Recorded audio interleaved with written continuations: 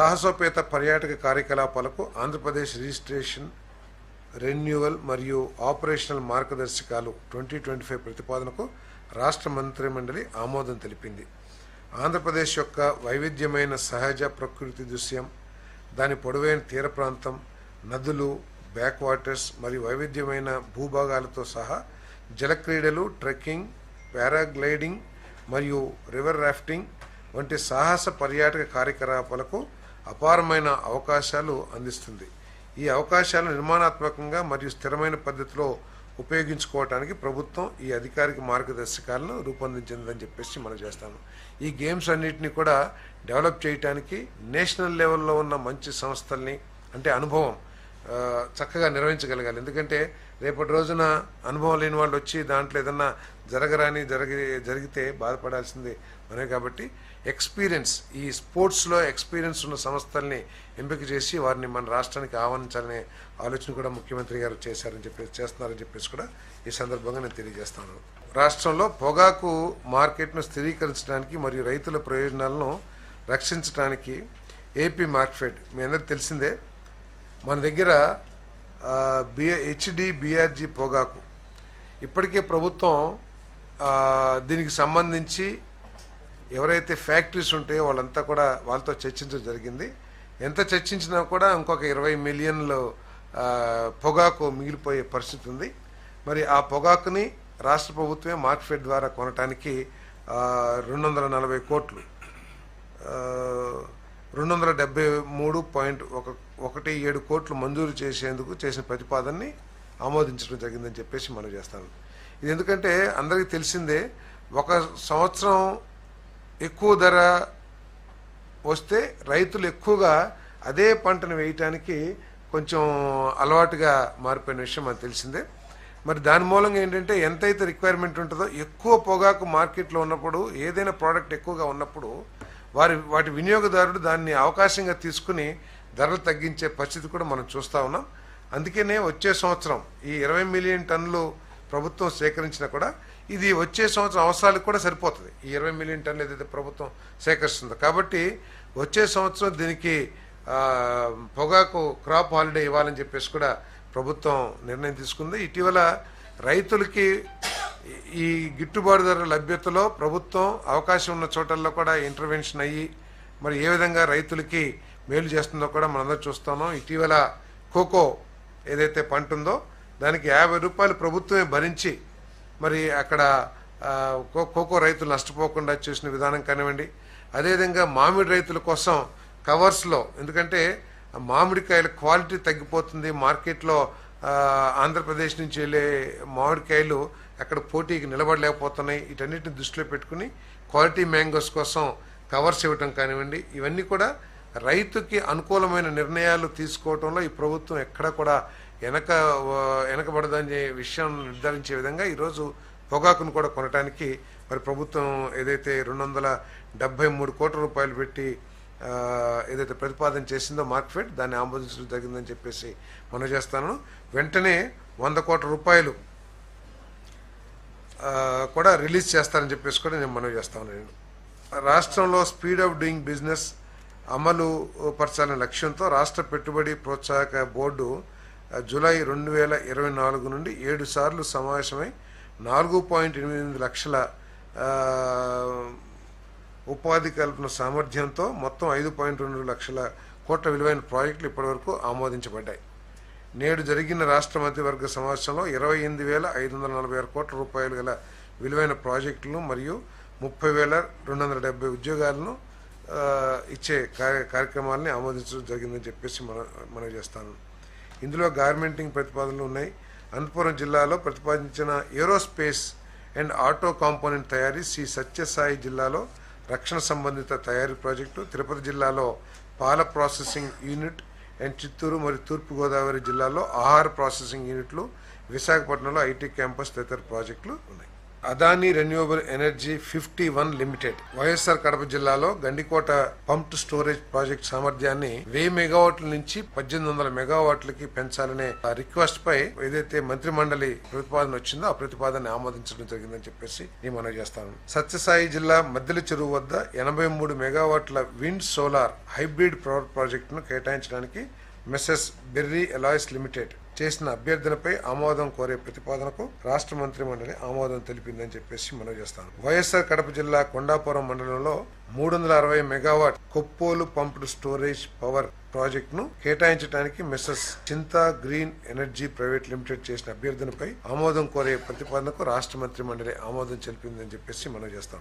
Messes Adani hydro energy 4 limited Alluri Sitarama Raju జిల్లాలో Pedakota pumped storage project సామర్థ్యాన్ని 1000 మెగావాట్ల నుండి 1800 మెగావాట్లకు పెంచాలనే అభ్యర్థనపై మరియు messes Adani hydro energy 1 limited Vizianagaram మరియు అనకాపల్లి జిల్లాల్లో రైవాడ పంప్డ్ స్టోరేజ్ ప్రాజెక్ట్ సామర్థ్యాన్ని 600 మెగావాట్ల నుంచి 900 మెగావాట్లకి పెంచే ప్రతిపాదనని అభ్యర్థనపై ఆమోదం కోరే ప్రతిపాదనను రాష్ట్ర మంత్రి మండలి ఆమోదం తెలిపిందని చెప్పేసి మనం చేస్తాం. అసాధారణ ఆలస్యం కారణంగా నంద్యాల జిల్లాలో messrs arrow infra private limited గతంలో messrs Aurobindo realty infrastructure private limited కేటాయించిన 800 మెగావాట్ల అవుకు పిఎస్పి ప్రాజెక్టును రద్దు చేయాలని net cap vice chairman and managing director చేసిన అభ్యర్థనపై పెండింగ్ చెల్లింపులు మరియు డిపిఆర్ కార్యపాల పూర్తిలో ఆలస్యం ఉన్నందున ఆమోదం కోరే ప్రతిపాదనకు రాష్ట్ర మంత్రి మండలి ఆమోదం తెలిపింది. ఎందుకంటే చాలా ప్రాజెక్ట్స్ చాలా మంది ఇన్వెస్టర్స్ వచ్చి పెట్టుబడిదారులు వచ్చి పెడుతున్న విషయం అందరూ చూస్తా ఉన్నాం. కానీ ప్రభుత్వం ఎవరికి ఏది కేటాయించినా కూడా వాళ్ళు సమర్థంగా సమయం ప్రకారం ఏదైతే టార్గెట్స్ టైం వాళ్లే ఫిక్స్ చేసుకున్నారో ఆ టైం ప్రకారం ప్రాజెక్ట్ ముందుకు నడుస్తుందా లేదా, కావాల్సిన డిపిఆర్ కానివ్వండి లేకపోతే ఫైనాన్షియల్ క్లోజర్ కానివ్వండి ఇవన్నీ కూడా చేస్తున్నారా, ఆ ప్రాజెక్ట్ ని యాక్టివ్ గా తీసుకుంటున్నారా లేకపోతే భూములు కేటాయించుకుని ఇవన్నిటిని కూడా మరి రివ్యూ చేస్తా ఉంది ప్రభుత్వం. మరి ఈ అరబిందో ఏదైతే ఏరో ఇన్ఫ్రాస్ట్రక్చర్ లిమిటెడ్ ని రిక్వెస్ట్ చేసినా కూడా వాళ్ళ తరపు నుంచి ఎటువంటి కదలిక లేకపోవడం మూలంగా దీన్ని రద్దు చేయాలని చెప్పేసి చేసిన ప్రతిపాదన ఆమోదించడం జరిగిందని చెప్పేసి నేను మనవి చేస్తా ఉన్నాను.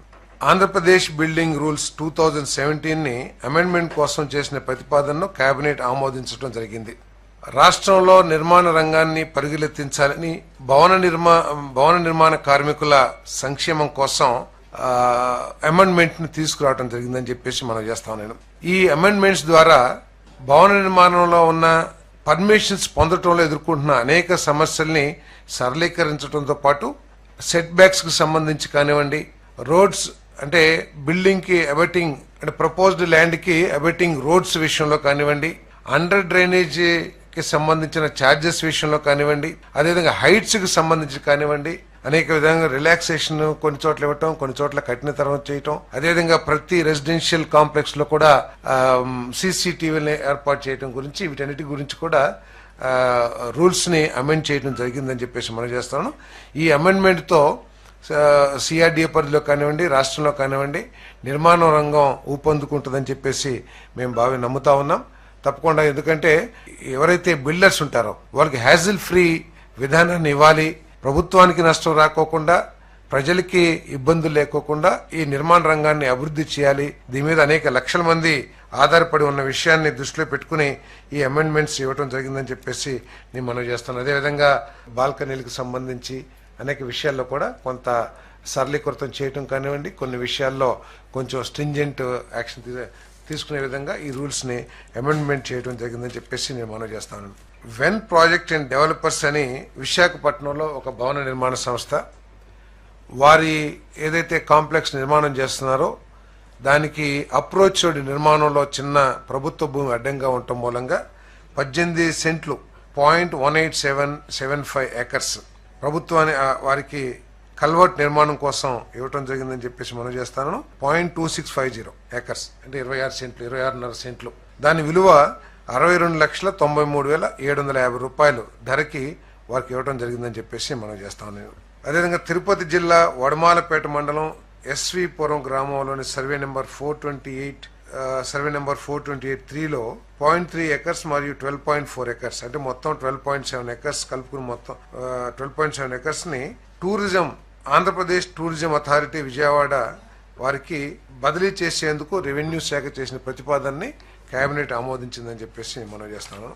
అదేవిధంగా సెప్కార్ప్ సెప్కార్ప్ ఎనర్జీ ఇండియా లిమిటెడ్ వారు విద్యుత్ ప్రాజెక్టుకు సంబంధించిన అభివృద్ధి కార్యకలాపాల కోసం దాదాపు 5 ఎకరాల 4 సెంట్లని నెల్లూరు జిల్లా ముత్కూరు మండలం నెలటూరు గ్రామంలో 1,13,40,000 రూపాయలకి చెల్లింపుపై బదిలీ చేసేందుకు రెవెన్యూ శాఖ చేసిన ప్రతిపాదనని ఆమోదించడం జరిగిందని చెప్పేసి మనం చేస్తాను. అదేవిధంగా శ్రీకాకుళం జిల్లా శ్రీకాకుళం మండలం గూడెం గ్రామంలో సర్వే నెంబర్ 261C ఎకరం 70 సెంట్లని ప్రభుత్వ భూమిని SAPL pipe line receiving terminal కొరకు కొత్త భవన నిర్మాణం కోసం CGM construction GAIL India limited వారికి గతంలో జారీ చేయబడిన జియోకి రాటిఫికేషన్ ఇవ్వడం జరిగింది.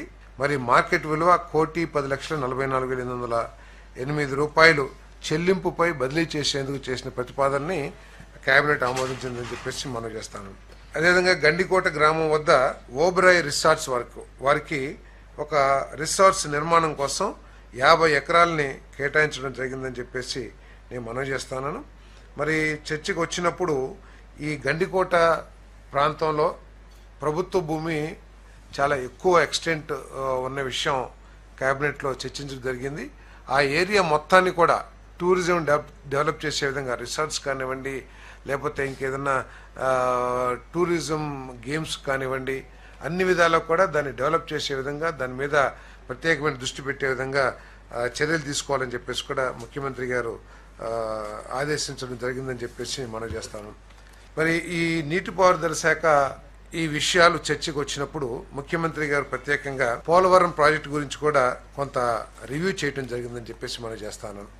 వారు ప్రత్యేకంగా ఏదైతే స్టేట్ గవర్నమెంట్ 2027కి పూర్తి చేయాలని అనుకున్నదో ఆ డేట్కి కట్టుబడి ఉండాలని చెప్పేసి పనులు నాణ్యంగా అదేవిధంగా టైం బౌండ్ గా చేయాలని చెప్పేసి ముఖ్యమంత్రి గారు పోలవరం ప్రాజెక్టు గురించి చాలా స్పష్టమైన ఆదేశాలు నీటిపారుదల శాఖ అధికారులకి ఇవ్వటం జరిగిందని చెప్పేసి కూడా నేను మనవి చేస్తాను. అదేవిధంగా ఇటీవల పోలవరం బనకచెర్ల ప్రాజెక్టుకు సంబంధించి తెలంగాణ మంత్రులు కానివ్వండి, ముఖ్యమంత్రి గారు కానివ్వండి అనేక సందర్భాల్లో మాట్లాడుతూ మనందరం కూడా చూస్తా ఉన్నాం. దీని మీద కూడా కొంత చర్చ జరిగింది. ముఖ్యమంత్రి గారి అభిప్రాయం, కేబినెట్ అభిప్రాయం ఏంటంటే 2 రాష్ట్రాలకి నష్టం జరగకోకుండా వృధాగా ఏదైతే సముద్రంలోకి 3,000 TMCల నీరు గత కొన్ని దశాబ్దాల నుంచి ఏదైతే వెళ్లిపోతుందో వృధాగా పోతున్న నీటిని 2 రాష్ట్రాలు కూడా వినియోగించుకుని లాభం పొందే అవకాశాలున్నాయి రైతు సంక్షేమం కోసం. కాబట్టి దీన్ని తప్పకుండా చర్చించి ఎవరికి ఇబ్బంది లేకోకుండా ఎటువంటి కాంట్రవర్సీకి అవకాశం లేకోకుండా 2 రాష్ట్రాల సంక్షేమాన్ని దృష్టిలో పెట్టుకుని దీని మీద నిర్ణయం తీసుకోవాలని చెప్పేసి ముఖ్యమంత్రి గారి ఆలోచనగా ఉంది. తప్పకుండా ఆ రాష్ట్ర ముఖ్యమంత్రితో ఆ రాష్ట్ర ప్రభుత్వంతో చర్చించి బనకచెర్ల సాధించాలనే నిర్ణయంతో ఈ ప్రభుత్వం ఉందని చెప్పేసి మనవి చేస్తా ఉన్నాను. అంతేగాని ఎవరికి నష్టం చేయాలని కానీ ఎవరి హక్కులో తీసుకోవాలని కానీ ఈ ప్రభుత్వానికి అటువంటి ఆలోచన లేదు. తెలంగాణ, ఆంధ్రప్రదేశ్ మా ముఖ్యమంత్రి గారు అనేక సందర్భాల్లో చెబుతూ ఉన్నారు, ఆంధ్రప్రదేశ్ తెలంగాణ రెండు కళ లాంటివి అని చెప్పేసి. కాబట్టి ఇరు రాష్ట్రాలకు కూడా ఉపయోగపడే విధంగా ఏదైతే వృధాగా సముద్రంలోకి నీరు పోతున్నాయో 3,000 TMCలు, చెరు 200 TMCలు వచ్చినా కూడా 2 రాష్ట్రాలు కూడా సస్యశ్యామలం అయ్యే పరిస్థితులు ఉన్నాయి. త్రాగునీటి అవసరాలు కానివ్వండి, పారిశ్రామిక అవసరాలు కానివ్వండి, వీటన్నిటి కూడా సాగునీటి అవసరాలు తీరే అవకాశం ఉంది. కాబట్టి దీని మీద ఎటువంటి కాంట్రవర్సీ లేకోకుండా ఈ ప్రాజెక్ట్ ను సాధించాలని చెప్పేసి కూడా మరి ముఖ్యమంత్రి గారు పట్టుదలతో ఉన్నారని చెప్పేసి నేను మనవి చేస్తాను. 6,497 మినీ అంగన్వాడీ కేంద్రాలను ప్రధాన అంగన్వాడీ కేంద్రాలుగా అప్గ్రేడేషన్ చేసే ప్రతిపాదనకు ఆమోదం తెలిపిందని చెప్పేసి మనం చేస్తాను. ప్రస్తుతం ఆంధ్రప్రదేశ్లోని SC, ST మరియు మైనారిటీ జనాభా ప్రాంతాల్లో పనిచేస్తున్న ఈ మినీ అంగన్వాడీ కేంద్రాలు 0 to 6 6 సంవత్సరాల లోపు వయసు గల పిల్లల ఆరోగ్యం, పోషకాహారం మరియు బాల్య విద్యపై దృష్టి పెడుతున్నాయి. ఈ ఉన్నతీకరణ ద్వారా SC, ST ప్రాంతాల్లో మారుమూల గ్రామాల్లో నివసించే సుమారు 1,20,000 నిరుపేద పిల్లలకు నాణ్యమైన బాల్య సంరక్షణ మరియు ప్రారంభ విద్య అందుబాటులోకి వస్తుందని చెప్పేసి తెలియజేయడం జరుగుతుంది. ఈ ప్రక్రియ 2 దశల్లో అమలు చేయబడుతుంది. మొదటి దశలో అర్హత కలిగిన 10వ తరగతి ఉత్తీర్ణులైన 4,687 మినీ అంగన్వాడీ కార్యకర్తలకు నెలకు 11,500 గౌరవ వేతనంతో ప్రధాన అంగన్వాడీ కార్యకర్తలుగా అప్గ్రేడ్ చేస్తారు. సో వీరిని ఎప్పుడైతే అప్గ్రేడ్ చేస్తారో ఆ 4,687 కొత్త ఆయాలను కూడా అపాయింట్ చేస్తానికి ఉపాధి అవకాశాలు కూడా లభిస్తాయని చెప్పేసి నేను మనవి చేస్తున్నాను. ఈ పథకం అమలుకు మొత్తం సంవత్సరానికి 64.68 కోట్ల ఆర్థిక భారం ఉంటుంది. ఇందులో భారత ప్రభుత్వం 10.96 కోట్లు మరియు ఆంధ్రప్రదేశ్ 53.72 కోట్లు వ్యయమవుతుంది. అదేవిధంగా చిన్నపిల్లలు కూడా, ఎందుకంటే చిన్నపిల్లలకి లెర్నింగ్ కెపాసిటీ చిన్న వయసులో చాలా ఎక్కువగా ఉంటుంది పెద్దవాళ్ళ కంటే కూడా. అందుకనే లేటెస్ట్ టెక్నాలజీస్ని వినియోగించుకుని స్కిల్స్ని చిన్నపిల్లలకి ఏ విధంగా అయితే మనం ఇండ్యూస్ చేయొచ్చో ఆ టెక్నాలజీస్ అన్నీ కూడా తీసుకొచ్చి ఈ పేద పిల్లలందరికీ కూడా ఎడ్యుకేషన్ నేర్పించాలని చెప్పేసి కూడా ముఖ్యమంత్రి గారు సూచన చేశారు. ప్రపంచంలో ఉన్న ఎడ్యుకేషన్ స్కిల్స్ ఏదైతే ఉంటాయో వాటన్నిటిని కూడా అందుబాటులోకి తీసుకొచ్చి ఈ పిల్లలకి అందించే విధంగా చర్యలు తీసుకోవాలని చెప్పేసి కూడా ముఖ్యమంత్రి గారు సూచన చేశారని చెప్పేసి నేను మనం చేస్తాను.